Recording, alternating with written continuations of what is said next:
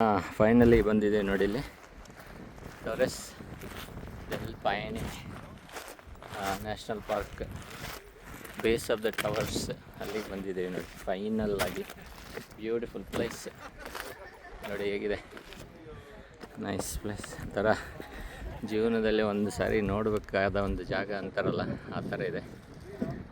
Surrounding ನೋಡಿ ಅಲ್ಲಿ base of the towers. ಆ ಕಡೆ ಹೋಗಿ ತೆಗಿತೀನಿ ಇನ್ನೊಂದು ನೋಡಿದ ಥರ ಕಲ್ಲು ಸುತ್ತ ಮಂಜು ಕರಗಿ ಅದು ನೀರಾಗಿ ಅಲ್ಲಿ ಲೇಕ್ ಆಗಿದೆ. ಇದು ಲೇಕ್ ಇದೆ ನೋಡಿ, ತುಂಬ ನೀರು ಕ್ರಿಸ್ಟಲ್ ಕ್ಲಿಯರ್ ಆಗಿರುತ್ತೆ.